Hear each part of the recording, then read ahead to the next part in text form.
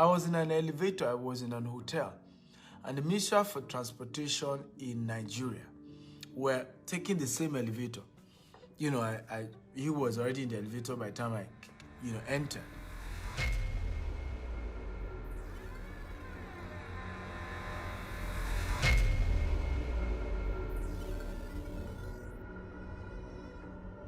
And I just greeted him, he greeted me. And you could see him almost thinking I was going to, of course, the normal, African, pattern, where you are going to start disturbing the man with, Oga, thank God I meet you, help me here.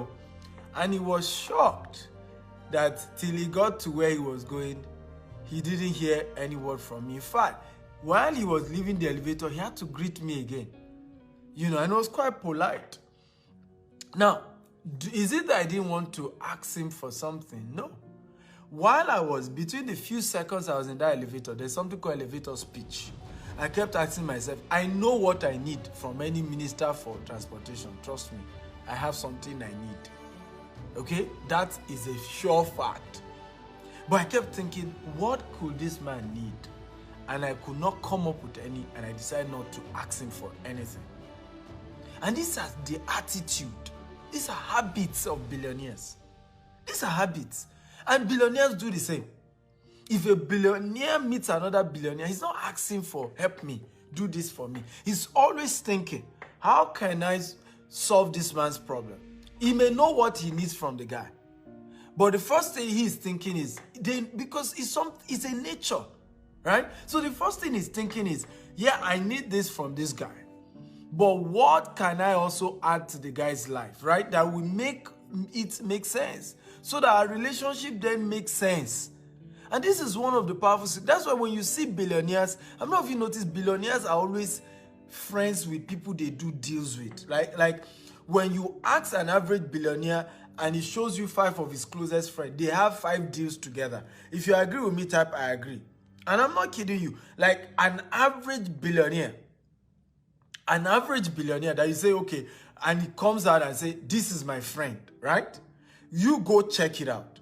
Ask him and that guy, that they are friends. They have business deals. There's something they are both doing together. All my closest friends today, there is business transaction that link both of us. In fact, the business transaction is why we got closer and stronger and better. It's just how it works. Look at in Africa, for some of you who are from Nigeria, if you are from Nigeria, type Nigeria, Nigeria, Nigeria. Come on, guys, talk to me. $10 and Dangote literally used to always be in the newspaper to have misunderstanding years ago. I don't know if you used to remember then. Today now, they call themselves best of friends. Go and do your research. There's business transaction between the two of them. I can tell you authoritatively, there's no story out there. $10 recently sold his stocks in 40 oil, right? And cashed out billions, I think $1 billion. I don't know it for a fact. I've never read it anywhere. But I will not be surprised if $10 put a good chunk of that $1 billion in Dangote refinery. I will not be surprised. That is how billionaires relate. It's business. And you go check poor people, right? Many times you see a poor man and they say, meet my best friend. They have no business dealings. There's no money, real business exchanging. The only thing that may exchange and they borrow money from each other.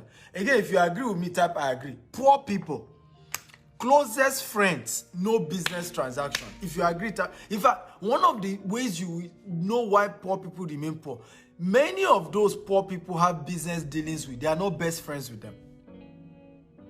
You go check it. They are not best friends with them. Many of those who are responsible for helping most poor people to at least sustain themselves, they are not best friends with them. You go check it. Some of you who are in diaspora, who send money home to your relatives, go check it. Many of those relatives, because of low self-esteem, they are not your best friend. They only call you when they need money from you. If you agree, type I agree. Go check it.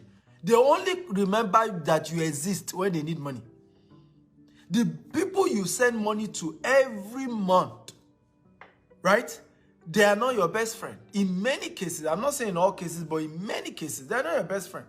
When they need money, when they call you, you will just be waiting till they now start asking the question about the money part. They may perambulate, right? They perambulate, but at the end of the day, you know where the conversation ends. My brother, thank God for your life. This thing happened. Can you help me? They are not really like friends who genuinely care about you, who genuinely will call you and have conversations and watch your back and all of that. No, it's just, they only care about what you are doing for them, the interest of their own interests that you're able to fulfill.